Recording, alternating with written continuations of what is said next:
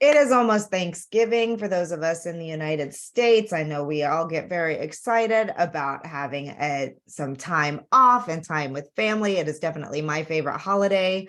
So I'm excited about it. I'm excited that my family is all almost well again, so we can actually enjoy it instead of being sick on the couch the whole time. But we are really, really pleased today to bring you Kathy Meis from Bublish. If you've been in our community for a while, you are familiar with Bublish. They have been a just phenomenal sponsor and supporter of this summit for, I think, the past 5 years, 5 or 6 years. It's been a long, loving relationship. Kathy is also a wonderful mentor and a personal friend of mine. And I need to get down to Charleston to see you again sometime soon, because it's been a while. Come on But down. today we're talking about self-publishing and how to self-publish professionally. And Bublish is a company that is so cool because they offer such a variety of services to help authors, from just help from the beginning stages to help all the way through to even help with distribution. So no matter what it is that you are looking for, you can find something in your journey that Kathy's team can help you with. So I am going to just do a couple of reminders. I forgot to introduce myself. I'm Alexa Bigworth. If you're new to our community, new to me, I'm the host of the Women in Publishing Summit, and we are really excited as we count down to our next conference. Just so everybody knows, and I'll drop a link in here, but right now the ticket prices for the conference are $100 off. If you just go to the website, it's only $50 off, but I'm going to drop a coupon code with the link in a minute so you can save an additional $50 as part of our Black Friday. Kathy's got an extremely generous offer for everyone, which we'll get to at the end. So if you aren't able to stick around for the end of it, do not worry. We will send out the replay. It will be on YouTube. You can find it on our Facebook page, and we'll make sure that that code and all the information is in the replay email as well. So with that all said, we're going to get into this. Please make sure you use the Q&A box for your questions. Feel free to chat away. Well, we've got friends here from Greece and India and all over the place. This is so exciting. So, all right, Kathy, well, welcome. And thank you so much for continuing to be such a great supporter. Yeah, it's great to be here and excited for the 2023 conference. It's one of our favorites of the year. So we're always happy to support you and what you're doing. And it's a great education. And it's one of the things I'm going to talk about today in your self-publishing journey, is making sure you get the education you need to make great decisions. So this conference is a great opportunity for that. So thank you, Alexis. Yay. All right. Well, I'm going to let you share your screen. I'm going to turn off my video and my microphone here. I'll wait till your screen is up so I can let you know we can all see it. Let's see if I can go to slideshow. Can you see that? It's not sharing for some reason. Okay, maybe I have to, do you need to give me some host? You should have, but let me just make sure. Yep, you should be good to go with the sharing permissions. I'm going to turn off my camera then, just to make sure it's not that. There we go. Yeah, that's it. It just all right. So now is it nice and big? Yes, I can see it perfectly. Beautiful. Wonderful. So thanks everybody for joining. Today we're going to dive into high quality self-publishing, something I'm very passionate about, what it looks like and how to achieve it, and a little bit about myself before we dive in. I am the founder and CEO of Bublish, and we are a complete end-to-end solution for today's independent author. You can do anything from ghostwriting and editing all the way through design, publishing, global distribution of all formats, and marketing. So I'm one of the few professional editors and writers who runs a self-publishing company, and I know what it's like to make money from your writing and editing because I've done it for more than 30 years. And editing and stellar content is something we care a lot about at Bublish. And I founded Bublish to support today's emerging class of what I call professional self-publishers. I really prefer the term independent author or indie author. At Bublish, we call our authors authorpreneurs because there's an entrepreneurial aspect to self-publishing. But I'm a fierce advocate for indie authors, and at Bublish, we vow to empower, educate, discover, and elevate the best self-published books and authors. And a fun fact, I live in Charleston, which is only an hour and a half from Alexa in Columbia, South Carolina. I love the ocean and seafood, and my husband and I have 4 grown kids and a German short-haired pointer. So what we'll cover today is really the big question: why even consider self-publishing? Why might it be an option for you?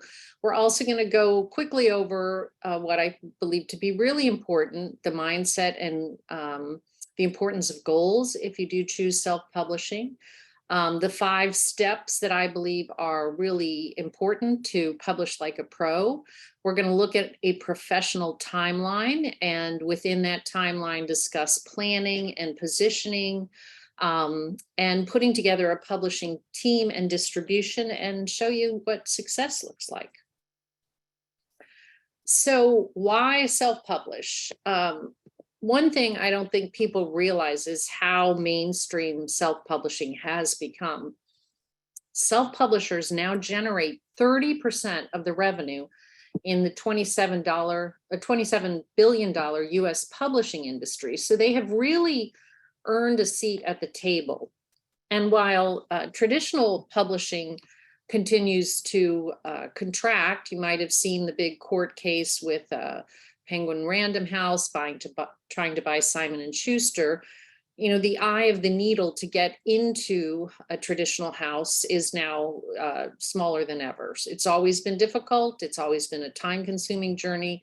And so more and more, even traditionally published authors are turning to self-publishing. And we've seen that trend really accelerate at Bublish. You know, people who have published with Simon & Schuster and Wiley and Pearson are now publishing with self-publishing companies like Bublish. And part of the attraction is, you know, you do get higher royalties and you do maintain creative and professional control of the entire process. It is a quicker time to market, substantially quicker than a traditional deal. It's also, you have control over the length of your shelf life, meaning that with continued marketing, you can grow your brand and a book can continue to sell. Traditional publishing is kind of set up to deploy budgets to those authors and books who come out of the gate the fastest. And self-publishing allows you to make your book kind of an evergreen book, as long as you can keep it relevant to new readers. And the last thing I think that's really important is that self-publishing allows you to align your book with your professional and creative goals. And that is not always the case when you sell your rights in a traditional publishing deal. And the most interesting thing that is happening is you don't have to decide to be completely self-published or completely traditionally published. There's more and more of a hybrid approach where some books aligned with specific goals for the author are self-published and some are traditionally published. So I think what's great is that authors are in the driver's seat and they have a lot more choices and a lot more technology and tools at their fingertips. I am a huge believer in mindset. So, you know, one thing that I think you really have to do no matter which way you're going to publish is believe strongly in yourself, believe in your capabilities as a creative and as a professional writer. But self-publishing is, like I said, an entrepreneurial journey. And as such, this is a quote that I say to authors more and more: to self-publish successfully, you must master the craft of writing and the business of publishing. I think no matter how you're going to publish, it's very important to master both. It's not something that happens overnight. It's an ongoing journey. But it's especially important if you're self-publishing to really understand craft and commerce, because it is a professional act, becoming an author and publishing your book. So after you have the mindset and the commitment to continually try to master craft and the business of publishing, um, I just want to emphasize the importance of goals. And the reason for that is that it really will drive your strategy. And too many authors skip this. Is your goal to make money? Well, there's a strategy behind that. Is your goal to build a brand? There's a strategy behind that. It's not always the same as making money. If you're a nonfiction author or a business author who's trying to grow a professional business, it might not be important for you to make any money at all off your book. The book might be a calling card, and the money is made by the business deals that that is going to generate. Do you want to write for a living? Well, then, building, and if it's novels, building a strong brand as an author is very important. And in the beginning, you might decide to give away your book just in order to be discovered by readers around the world. Is it important for you to build community? Then you're going to want to have a really strong social strategy, and you may bring readers along for the journey of creating your book. Again, it's part of the strategy. Maybe you're just interested in being creative and none of the business stuff matters to you. Do you want to sign in bookstores? Well, then you need to understand how bookstores buy books and what are the terms that they like in what's called the wholesale market. So the key here is that if you start with goals and you really understand why you're publishing the book you're going to publish and what you want to achieve by publishing that book, you're going to have a much more informed decision-making process.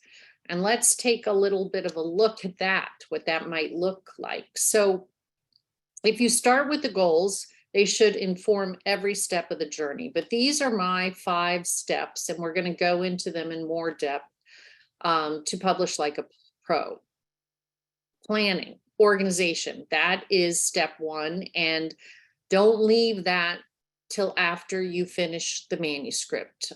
What you're going to see throughout this presentation is that planning and positioning should start while you're writing your manuscript. That is the optimal thing to do, to be planning when you're going to be launching and be learning about your readers and your marketplace.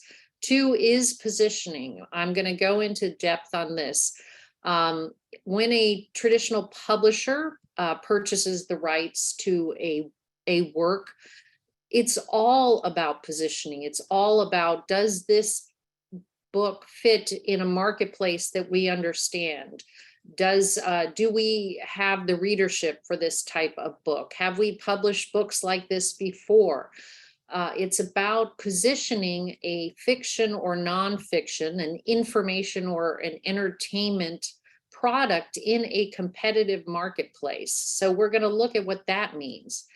3 is about investing in excellence. That means that you invest your time, your talent, and your energy and money into a professional publishing process. And that means building a team, understanding how you want to distribute your book. It means learning, so that's investing the time. And if you need editing or even ghostwriting, investing in top talent in order to achieve what you want to achieve as an author. Then, of course, you have to execute on the plan. And there are steps along the way that need to happen in a certain order, and they have to happen in an informed way so you don't lose money or lose heart because you're making mistakes. So execute like a professional and then persist. People don't typically become overnight successes. It takes time. It takes time to master the craft of writing. It takes time to learn about your audience. It takes time to learn about the business of publishing. So just start doing it with the right mindset and for the long term. and with strong goals in mind. And if you start that way, you're going to set yourself up for success. So now let's go a little bit more granular and dive into what a professional timeline looks like. Now, a couple of things about this timeline. It is not necessarily the timeline that you should use for your book, but I wanted to kind of look at a 12-month period and line up some of the key milestones that need to happen along the way and describe to you why they might happen in an order that you didn't think about. And that is because in this timeline, what you will see is that in the beginning, especially when you're writing and editing, there's going to also be a lot of business, a lot of planning. You're going to be creating assets. And that's because if you start to combine craft and business from the start, it all just gets a lot easier and you set yourself up for success. So have that business mindset, even when you're in your writing nook and you're being creative.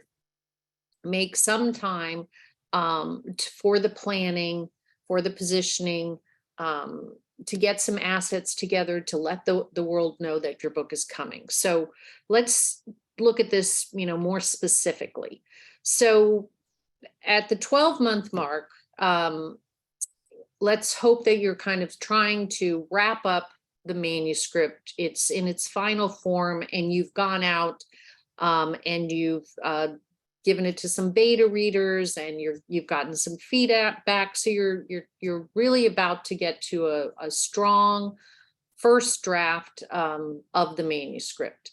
And while you're doing that, and before you finish that first draft that you're going to take into multi-level editing, you will want to have really thought about platform. The earlier you can start platform and kind of let people know about your intention to write a book, your why, all of that, the more opportunity you have to connect with a readership well before you launch your book. But you'll also not want to finish your manuscript until you have really learned a little bit about the marketplace, the genre into which you are going to publish, the readership for that genre. And we're going to dive into that in the next couple of slides. But all of that should be happening together. So don't segment things too much, just writing in a linear fashion. Think of multitasking and dividing your day into creative and business from the start so that you do have the time, the lead time to do both successfully. So then you're going to be entering from the 12 to 9 months before launch phase. And it can be earlier or later, but this is just my example, multi-level editing. Now, I cannot emphasize enough as an editor the difference it makes if you are willing to commit the money to multi-level editing. What does that mean? First of all, understand the different types of editing. I am what is called a developmental or structural editor and a ghostwriter. So my talent is working at the structure level of a manuscript. Line editing, which is just below that, is really focused on tone and pace, the narration, and making sure that it is, there's a rhythm to that narration. It's consistent throughout the book. Pace, tone, all of those things happen at the line and the paragraph level. So that's why that's the second highest level of editing. Then copy editing comes in. That is grammar. You're talking Chicago Manual of Style. We use Merriam-Webster Dictionary. That is a grammar edit and a lower level edit. And then proofreading is that final polish to make sure there are no typos in the manuscript. So what I think a lot of independent authors skipped is a multi-level editing process. And we have case study after case study that we can write books, that are just as strong as those coming out of New York when an independent author invests in that type of editing. What else you're going to be doing while the editors have your manuscript is you're going to be working with your designers on a cover and with copywriters on a description for your book. So why are you doing that so early? First of all, when the manuscript is with the editors, you have, chunks of time to start to think about the business of publishing, and to be able to design your cover and describe your book will give you an early asset to start sharing with the world, talking about your book. It's very motivating for an author to have that, but it's also very smart. Amazing things happen once you have a manuscript turned into a tangible asset, a digital asset, like a cover that you're sharing and a description, and you put it on your website, you share it socially. You can put it onto sell sheets and start to tell the world that this book is coming. Next, around 8 months, when you've gotten the final layer of the editing back, hopefully that's multi-level, and you've gone through the proofread, and now your Word document, your manuscript, is in the best shape possible. It's super clean. Then you want to go into layout, and that's when they flow it into an InDesign template and it becomes a printable file. At Bublish, we take the printable files and we turn them into ebooks so they look as close as possible. It's also the time when you start to turn a front cover into a back cover so that you have the files you need to actually print the book. But at that point, when you go through layout, you make your final edits, you also have what's called an ARC, an advanced reader copy. So as soon as you have that PDF, which is the printable interior file of your book, you have something to take out to reviewers. You can put it on places like NetGalley. You can submit it to Book Life Publishers Weekly, Kirkus, and really get the ball rolling on reviews. Again, well in advance of any pre-order campaign or launch campaign.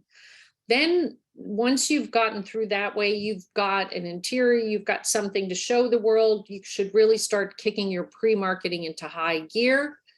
You'll also want to make sure that you completely understand as early as possible what formats you're going to be publishing this book in. Is it going to be a paperback, a hardcover, an ebook, an audio book? I would say minimally, everyone should have a paperback and an ebook available. At Bublish, we often do audiobooks after launch as a secondary launch.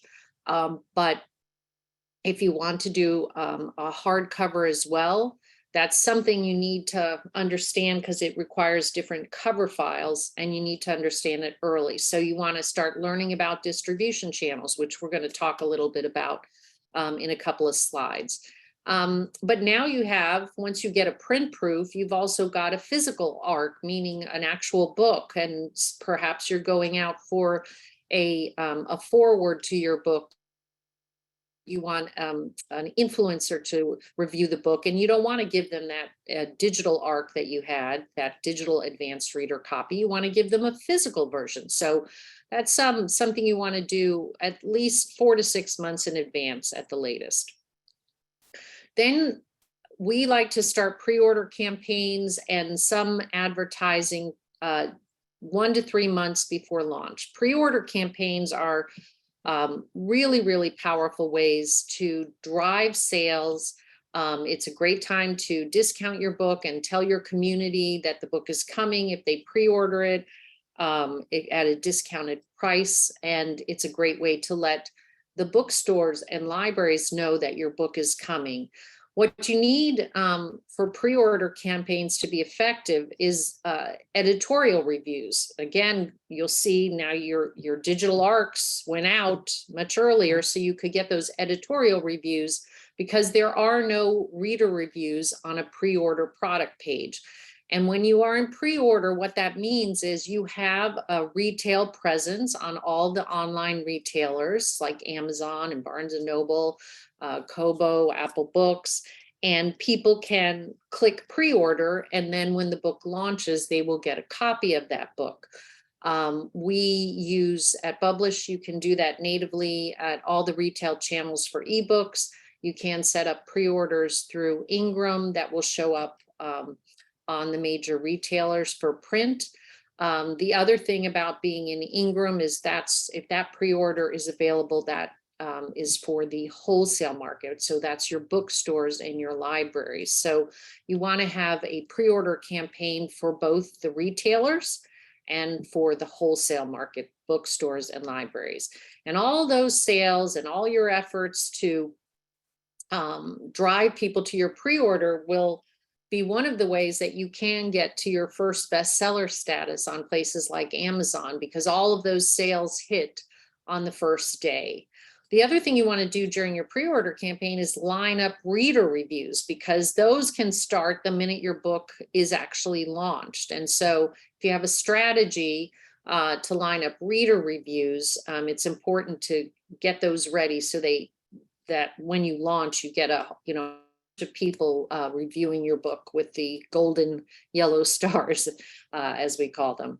And then, of course, there's a pace and a rhythm that comes. You intensify your marketing 1 to 3 weeks in advance. You start to have special launch events, sneak peeks. You increase your ad budget. At Amazon, at Bublish, we run Amazon and we run Facebook ads before launch, because Amazon likes a sales history, and then kick in the Amazon ads right around launch when there is a sales history on Amazon, because you have all those pre-orders. So this is just an example of some of the things that you want to consider as you go through a timeline that is professional and sets you up for a successful launch. The other thing that I mentioned earlier, to start as early as possible, is positioning your book. So planning and positioning and writing your book, those should all be done early in the process. And that is because all marketing and positioning really does begin in the manuscript, and having a very clear understanding of the genre that you're writing in, the readership in that genre, what they're currently reading, what's popular, what's working, what are the trends. So around this graphic of your book, you'll see a bunch of words, and they all have to do with positioning. So even your title and your subtitle are important choices that you want to make in an informed way. You just don't want to pick a title that's pretty. You need to pick a title and subtitle that is effective. So I always recommend that people spend some time on Amazon in their genre and study titles and subtitles, because most books are now purchased online, and discovery of books is driven by metadata, and title and subtitle. Those are pieces of metadata that the algorithms look at. You want to understand the keywords that you want to add maybe into your subtitle, the naming conventions for books in your genre. You also want to understand, in addition to genre, the categories, which you can find under the product details on the Amazon, and they'll take you to the bestseller list. In that category, you have the opportunity to put up to 10 categories for discovery of your book, but you have to know what you're doing, because you want your book to be in the right category. You also get 7 keyword phrases. So how are people searching for books? You can type in things in Amazon and find out a whole bunch of things about popular searches. You also want to look at reviews for the top books in your genre and category. What are people liking and what aren't they liking? The thing about positioning is, if you position the book correctly and you describe the book correctly for your target reader, and they get what they thought they were going to get and they're dazzled, you get great reviews. If you position the book incorrectly and they get something very different than they thought, because the title and the look and the book description say one thing, and then the experience inside the book is not what they expect, then you get bad reviews. And it's not always that it's a bad story, it's just not a well-positioned book. So this is what traditional publishing does. I believe Bublish is one of the few self-publishing platforms that really works on positioning, but it's very, very key to success. So study the book descriptions of what we call comparable titles, comp titles and authors. So books that you think your audience is reading in the genre that you're going to publish in the categories that you're going to publish in. Study them and study how they're described. Maybe you hire a professional copywriter to write your book description, but even that copywriter is going to need to understand where your book belongs in this competitive marketplace. Cover trends is another thing that you would want to really study. Now you're ready to also, along the way, invest, right? You're going to invest in learning about how to hire a great publishing team, and you're going to have to make a lot of decisions. So basically, you typically need editors, and different editors do different things. So proofreaders are not structural editors. Line editors and developmental editors are very different than copy editors. So understand editing. Make sure you also work with great designers. If you're doing a children's book, you're going to have to hire illustrators. Then in order to get the book into the marketplace, you will need distributors. You can also hire what's called an aggregator. So Bublish is an aggregator. You upload your books into our system and we put you into 40,000 distribution channels around the world. Or you can do it yourself. So you have to make some decisions about that and who you're going to hire there. And then marketers, right? And there are marketers that specialize in advertising. There's PR and publicity.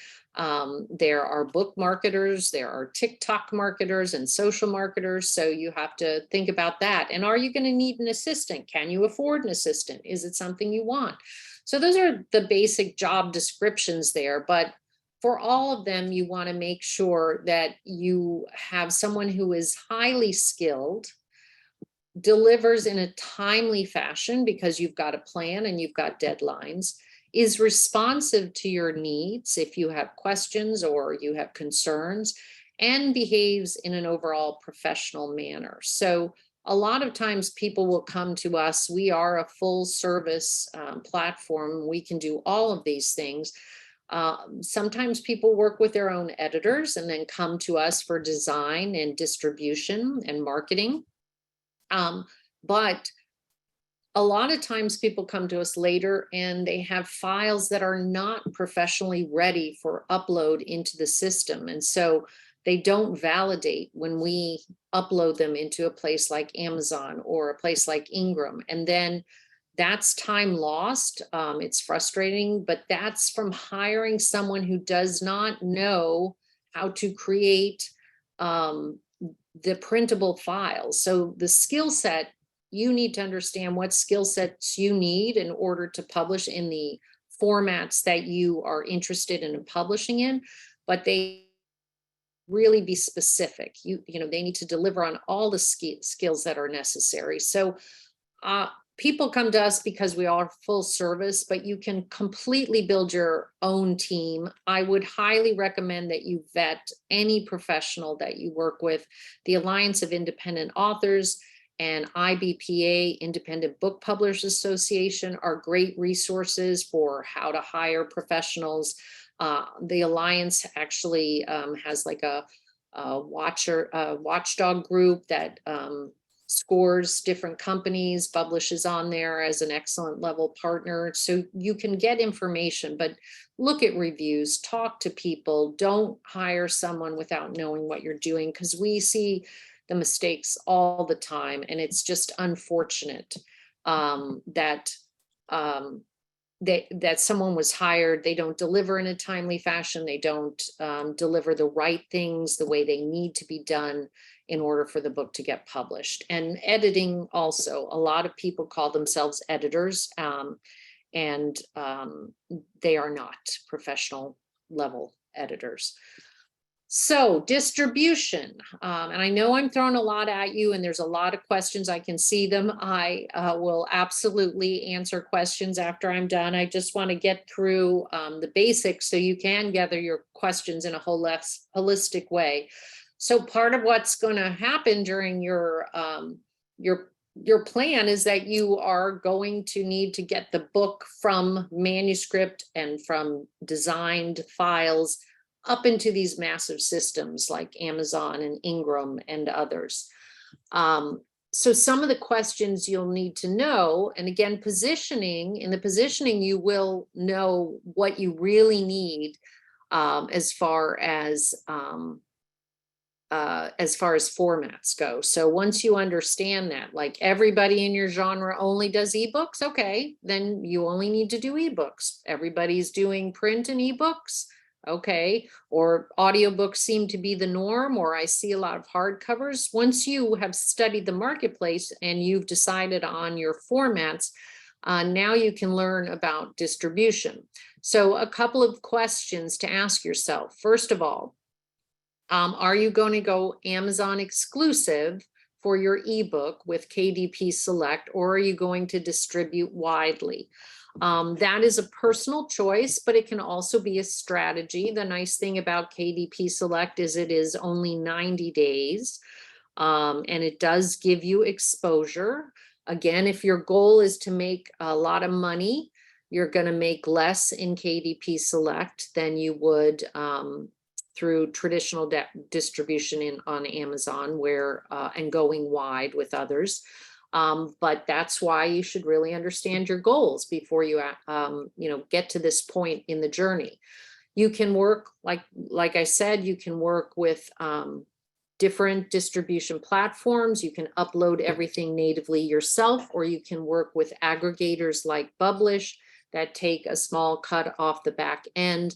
One of the things about aggregators that gives us an advantage is, for example, we can run Amazon ads right off our dashboard and see not only the sales that are coming from the actual ad and the book, but how that might be affecting other books that you're selling. So we always encourage our authors that write novels, if they write in a series, to do novellas, advertise to the novella, which might only be 99 cents or $2.99.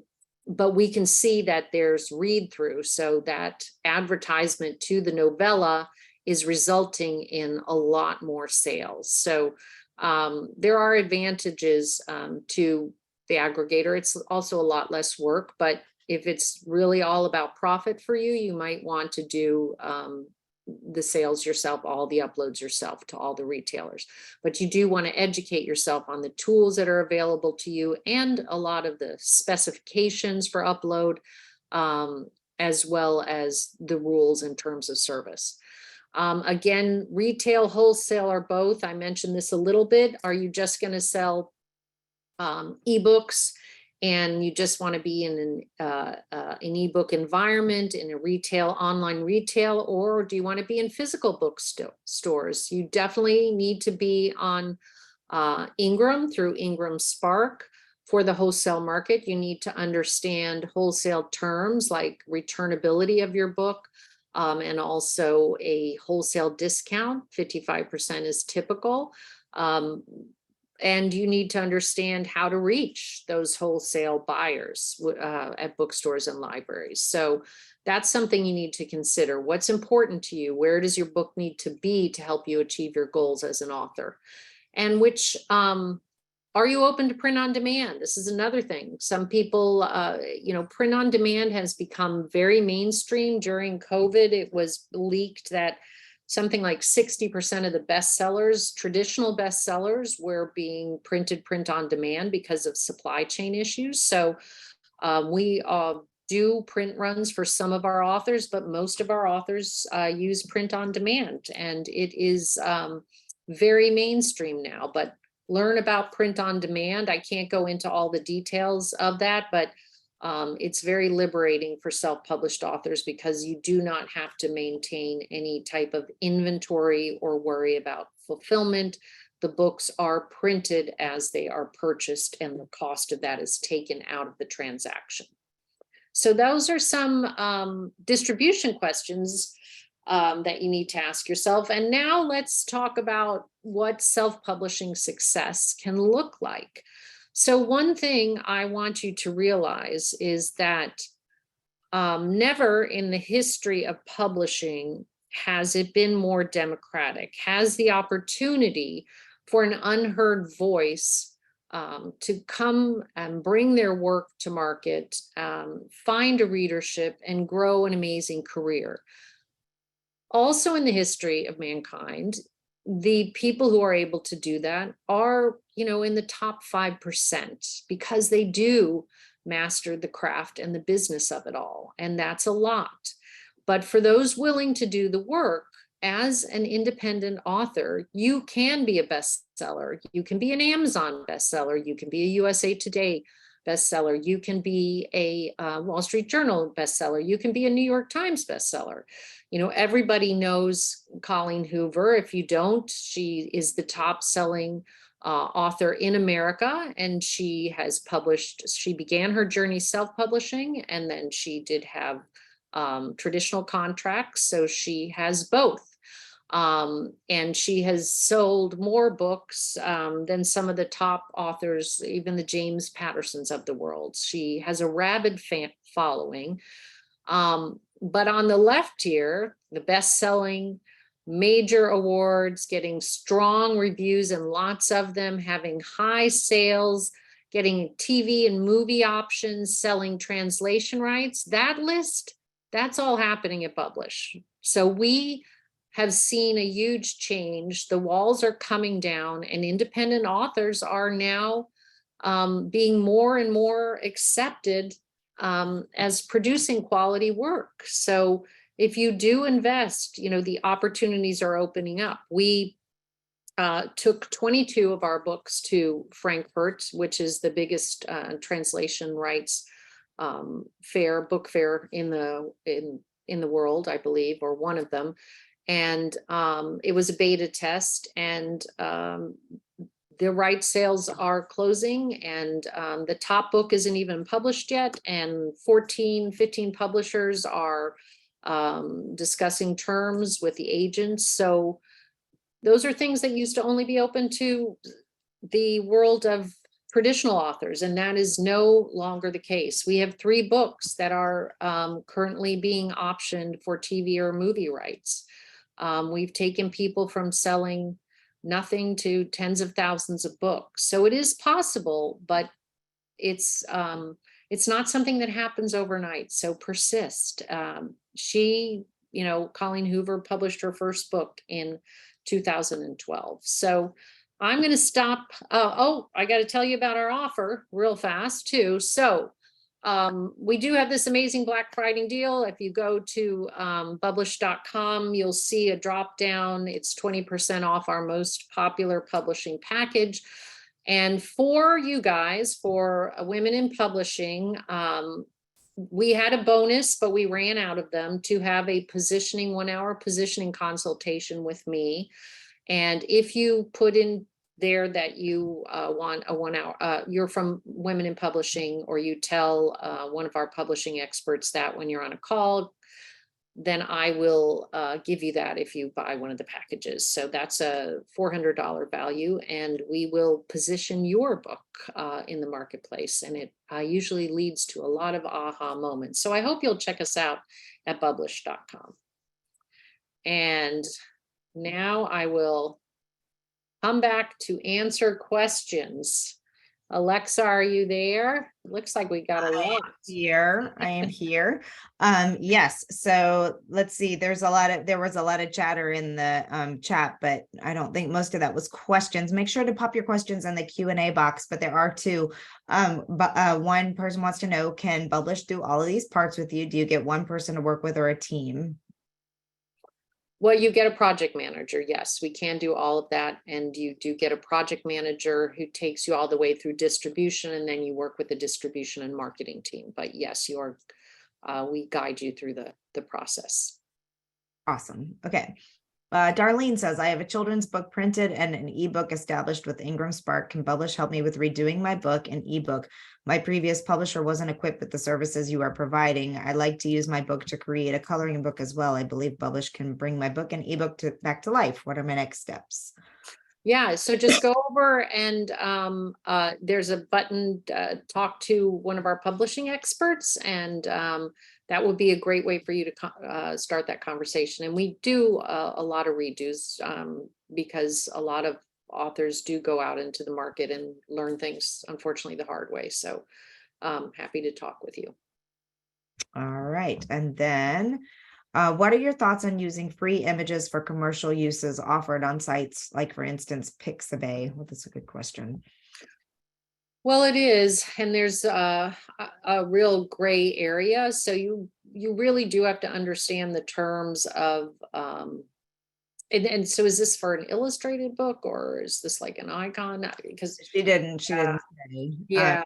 I'm guessing not You just have to be careful with copyright infringement. You know, the more successful something becomes, the more of a target you can become, you know, for people wanting a piece of the action. So I would just say, make sure you read the terms on any clip art that you're using. You can also, you know, hire someone. It's not to, if it's just little graphic work, you can hire someone to do something and you can show them that art as guidance, and then make sure that you own the rights to the art that is in your book, which is important. Yes, and I can add a little bit on that, and that is just that there's a difference between the rights that are available on all of these free things. So you can check and see if they have rights that say you can use for commercial. A lot of times they don't. There's a thing that says you can't use it in, like, you can use it on social media, you can use it on your sales page, but not necessarily in a book. So I would just check on that. Yeah. Yeah. How do you know when you are ready to work with a multi-service company like Bublish? Great question, Marty. Yeah, well, you know, it could be very early. You know, we work with people who need to write books and don't have time. So it's at the idea stage.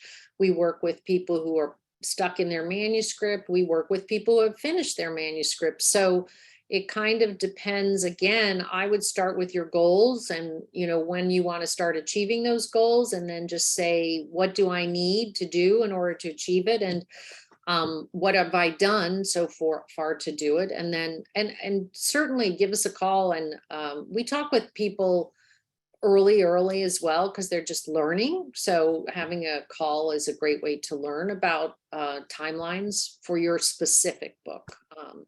So it's hard for me to answer that without knowing a little bit more about the details of. I would say as soon as you're ready to start Yeah. taking things to the next level, like there's no too early. There's definitely too late, but there's no too early. Yes, yes, a lot of too late. I would say, and Alexa, tell me if you think differently, but one of the biggest mistakes that we see is, and why we emphasize the professional publishing timeline so much, is we just see people wait too long to shift. They do writing and then they're right there ready to launch and they start marketing, and it should have all started early with the positioning and all of that. Yeah. 100%. Yeah. Okay. Jackie says, I don't see the button for the Black Friday sale on your site. And I can tell you what I did, and maybe you have a better way to get there, but I just clicked on the services tab and a big banner popped up across the top and it has a learn more button. Yeah, so if it disappears, it means you probably visited it before, and there's a little green thing that can bring it back, because we don't want to annoy people who have already signed up. So it disappears if you visited our site a number of times, but you can also just click the orange button and talk to the team, and they will point you towards that Black Friday sale. Perfect. For someone just starting out, are there options like a payment plan for the packages to spread the cost impact out over time? There is. we can spread them out. It depends on the size of the package. We are building a new website and do plan to put in something to help with that, because there are some new tools available to spread payments out over time for services. So look for that to come in the first of the year. All But right. we'll work with people. Yeah. Melissa says Amazon had me listed in a category that I dominated as #1 from February to September. They say I'm still in the category, but my book fell out of the top 100 overnight. How do I effectively argue the category is correct? How do I effectively argue the category is correct? My book is a memoir that includes my multiple sclerosis journey, and it says that in the blurb in my author bio. Could it be that the publishing companies are pushing Amazon to remove my book from the category because their book was consistently #2? My sales are 4 times the sales of #2. Huh. Well, I mean, that's very specific. It's hard for me to tell. I mean, if we want to get 10 categories, we're on the phone with Amazon and telling them the categories. You could also make sure that your keywords are really aligned with the categories you're in. So that's one way, but I would just get on the phone with them and just say, I was in this category and now I'm not. It doesn't mean just because it disappears from the product page. If you have like 10, only a few can show. But you want to confirm that. And I would just say, as long as it is accurate, fight for it with the support team there. As someone who's had a lot of dealings with Amazon and has worked with the IBPA advocacy committee and seen a lot of the back end stuff, I would be extremely surprised if the publishing companies are pushing Amazon to remove it, because it's very hard for anybody to get Amazon to do anything, publishing companies included. So I would guess that Kathy's on the right track, that it may have more to do with keywords, categories, and activity. I mean, that's usually how the rankings are based on sales, reviews, and activity on that page. Yeah, and I mean, it's different that to fall out of the top 100 in a category than it is to be booted out of a category. So if I was understanding it correctly, she seems to feel like she was kicked out of that category. Yeah, but if you fall out of a category, I think, it's all comparative. So maybe up your advertising if it's effective, or, just drive more sales to get back into the 100. So just to make sure we cover both our bases if we misunderstood the question there. Yeah. Okay. Jackie says she wants to publish a book that has sidebars and journaling pages. Can you guys do that? Yes. Perfect. I have a book in copy editing. What do you do for publishing and marketing? Is your service more teaching me how to, or do you do it? So your project manager does guide you through that professional publishing process. We're even building technology for that because we think it's so key to do things in the right order and start to educate yourself early. But so we will guide you. And also whenever you talk to anyone on the team, we, are suggestive of things that are good for your genre, and you can buy those in advance or get them later. And also once a book goes into distribution, new things open up that we suggest. So we have a really long-term relationship with our authors because through all the phases of marketing, things change, opportunities change, and what you have at your fingertips. But basics are always advertising. We can do press releases if you can't afford a publicist. I think press releases now are just great for search engine optimization, product page optimization, making sure everything on that product page is like primed to convert. And then driving advertising there. And again, like when we run advertising in Amazon, we do it to comparable titles, comparable authors, and that comes back from that positioning that we know what are the comparable titles and authors and the keywords people are searching to find your kind of book. That's why positioning is the foundation of strong marketing for those types of things. Agreed. Do you offer individual services like proofreading, or do you only offer whole packages? That's the first part of the question. And then the second question is, if an author gets rights back from a small publisher, do you find repositioning can greatly increase sales, even though the books have been available for several years? Yeah, so we have done, well, on the first one, you can do à la carte. Yes, absolutely. We can do à la carte. We just have a package right now that's our Black Friday special. But anything can be a la carte. But for positioning, so we have had that happen where people have gotten their rights back or their publisher went out of business. You can, so there's a few things you can't like change the title or subtitle if you want to retain your reviews. So if you have like 1,000 reviews and you want to really start over and rename it and everything, you're going to lose all that history. That history has a lot of value. It also has a lot of value for sales history, and we would lose that. So we can, but we are constrained, and without knowing the details of what worked and what didn't, it's a little hard. But the covers can be changed, the descriptions can be changed, the categories can be changed, the advertising strategy can be changed, but things like the title and subtitle can't, if you want that sales history connected. If I have a limited budget, what are the top 2 or 3 priorities to invest in? Are there tasks, activities that I can save budget on if I do it myself? It's for a YA novel. Thank you. Yeah, like we have an ebook tool, so you can use that, and you can produce an ebook without paying for it. There are tools like Vellum that would, on the formatting, give you a printable, a nicely executed design interior file. With covers, I think you could probably get the design, but you couldn't get the printable files. There are tools to make front cover designs. So if you're doing an ebook, you could probably do that for free. But if you were doing a print book, you would have to hire a designer. As far as, where to spend your money, I believe editing, because there's just so much. You cannot advertise a book that's not well written. It doesn't matter. The bad reviews will add up. And sometimes those bad reviews will be like, yeah, it was a great story, but I was so distracted by all the typos, or the plot line was incoherent, or this wasn't what I expected. So the positioning work, you can do that completely on your own. I believe if you go on, we have a whole webinar on that on the Bublish blog. If you go back into COVID times, we had a whole series.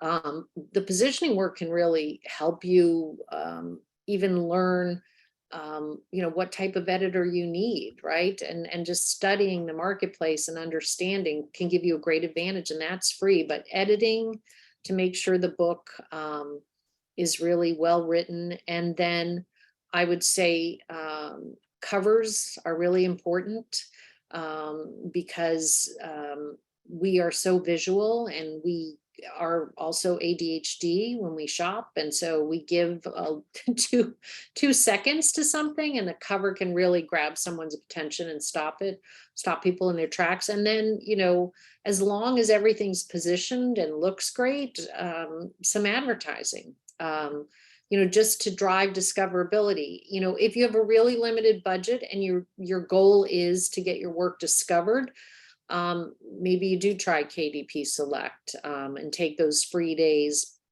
You're not going to make as much money, but you are going to get possibly more exposure, and try that on for 90 days. Do authors publish multiple books with you? Yes. Every month, 50 to 60% of our business is either an author coming back or an author to publish in a series. Again, a lot of times we advise on that. And when an author gets to like 2 or 3 books in a series, we often say, hey, time to write that prequel or novella so that we can have a great advertising strategy. So we're brand builders. We love to work with authors over time. So our authors come back and recommend other authors to us. Awesome. Okay, if independently publishing a new book, do you recommend just publishing on multiple platforms or just one? Again, that's studying your genre. So if you write like steamy romances, you can go really just do great editing and make sure you understand the genre. Put it in an ebook. You can even get a template for your ebook cover, and you can create the ebook pretty much for free. Kindle has resources to turn, your work into an ebook as well. And just do KDP Select if your goal is to just start getting an audience to read your book. Do know that you will never know who those people are who read your book. So find some way to take them from the book to a landing page or someplace where you can start to build community around that. But it does depend again, and this is why it's important to understand your genre and the marketplace, because genres are different significantly. Women's fiction, I remember for Bublish Books, which is our bookstore for indie authors, we were working with a top USA Today best-selling author, and we were like, there's so many large print books selling. And she was like, those are my best sellers. Because it's an older demographic, her particular type of women's fiction again. So even just you think women's fiction romance, they're not the same. Like you really do have to understand your genre and the categories within that genre and the subgenres. And it impacts a lot of things that you wouldn't even think. We were very surprised by that. And she was like, I know. And we're like, oh, wow. So even she sees that in the data. Yeah, absolutely. Okay, we have time for one more question, and I'm just going to say for anybody who had a question and either didn't get it answered or wasn't ready to formulate it yet, just go on over to Bublish.com and click on the Talk with an Expert button. They can answer all your questions and help you determine if working with Bublish is the right path and which plan and all of those kinds of things. But we'll do Vivian's question. If you do a redo of a title, not a new edition, but 2 to 3 corrections made, can I retain its ISBN and Library of Congress number?